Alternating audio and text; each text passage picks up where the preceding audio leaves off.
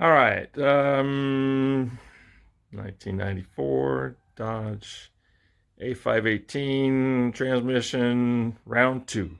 Now I got to try and figure out why it doesn't shift from second to third correctly. Seems to hang up. I know it's been a while, but life got in the way. Anyways, so here we go. I'll be back in a little bit. All right, here's an update. Got it all blown apart. Um,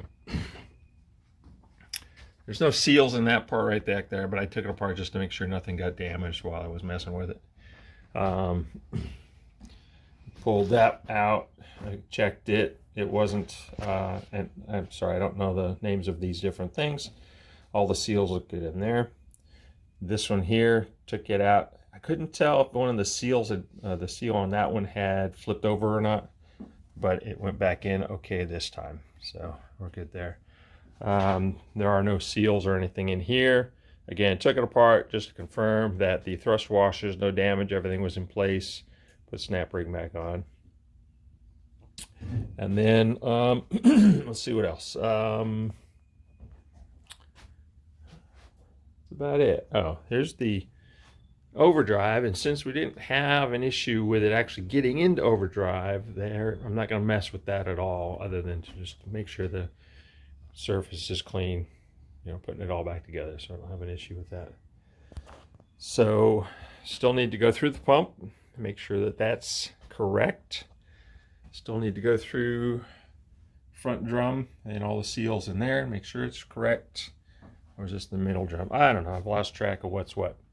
And there aren't any seals or anything in there, so I'm not going to take any of that apart that I can think of. I don't think there are. I'll double check myself. Those washers are okay. Anyway, so that's where we're at right now. Nothing so far other than that one, and mostly it's a little discoloration on the ring, and it does have a lip to it, so it has to go in a specific way. So I confirmed that the lip is down that way rather than that way. So it's getting pressure pushing up. That's where I'm at with it right now. Nothing has come to the forefront. So, all right, see you in a bit. All right, so I took this apart. Sorry, don't know the technical term, but that's okay. Look it up if you want to. I am looking at this. I don't see any damage to that. Sorry, I can't get it to focus. Maybe, maybe not. I don't know. Anyway, there's a lip to that. The lip points down.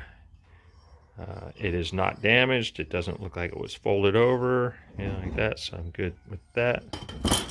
There are some O-rings and gaskets, seals in here in the middle. I need to double check those. I actually don't feel either of those. Did I miss something?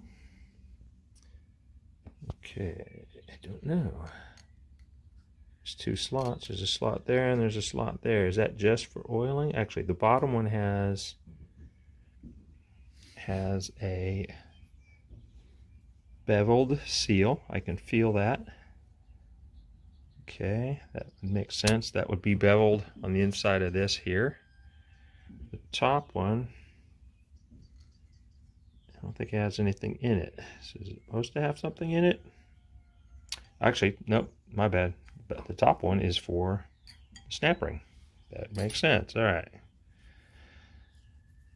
Okay, so I don't see any damage anywhere. I don't see. I got to check that ball again just to make sure that check ball is working.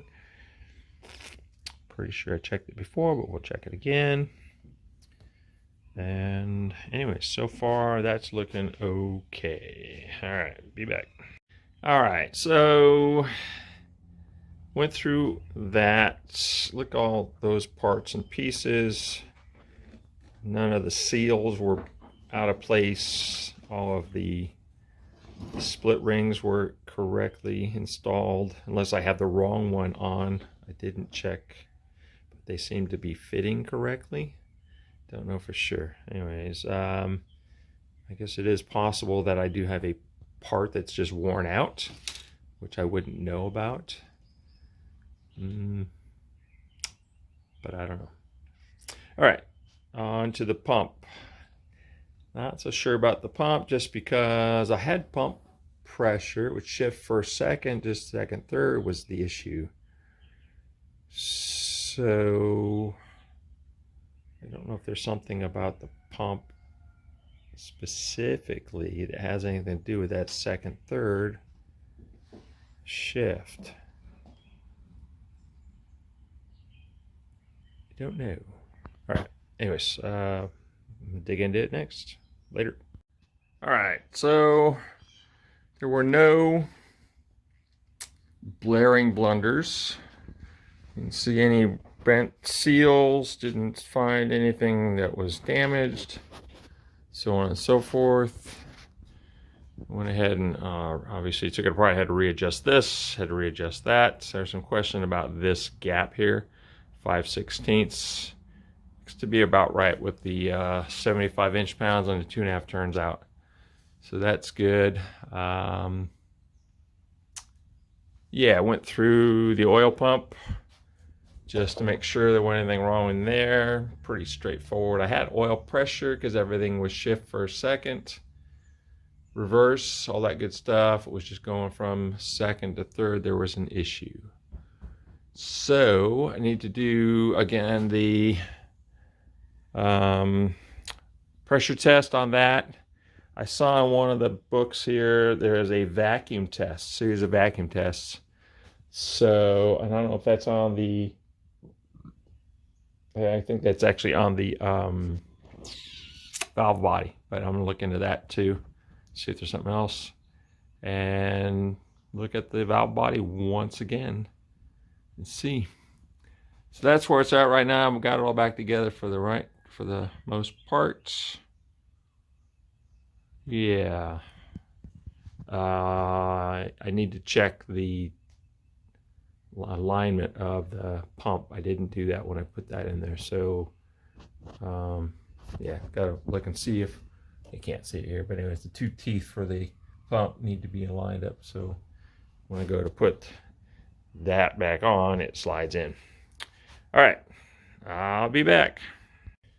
All right, so didn't find anything in the transmission that was like, you know, stand out. So started looking around.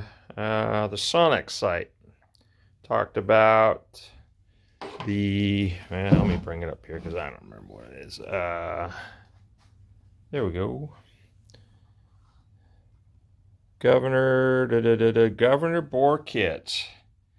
And looking through the description of this, some of the stuff that it's supposed to fix might be part of my issue. So, gonna look into that. In the meantime, I am in the process of flattening these out, make sure that that is correct. Literally have a sheet of glass, some 220 paper, and just sanding it to make sure that it's correct. Anyways, so that's where I'm at right now. Don't know if that's the fix or not, but it can't hurt. All right, anyways, that's Sonex. Part number, blah, blah, blah, blah, 22771-41K. All right, later. Okay, so after looking up the description of what shifting potential issues might be caused, I went ahead and ordered the Sonex kit to replace these two plugs here. Now also, while I was looking at that, they mentioned that these need, basically talking about putting this on a stone and making sure it's flat. This is definitely bent, so I started sanding it. I could see that either end was sanding down, but the middle wasn't. So I literally wrapped it on the back side lightly with a hammer, and sanded it, checked to see how good or bad it was, did it again, and sanded it down. Now I've got a good pattern all the way across, so I'm pretty confident that that is now flat. Did the same thing on the other side for this block here. So there's a plate, stainless steel plate. I think it's stainless steel. Doesn't really matter. And then the aluminum block. Did both of those. I don't have any bluing agent. Forgot what that stuff's called, but anyways, it's a dye basically. You can put on steel, and then as you're grinding, sanding, whatever, you can see what's left. But I feel pretty confident these are a lot better than they used to be. So that's where that's at.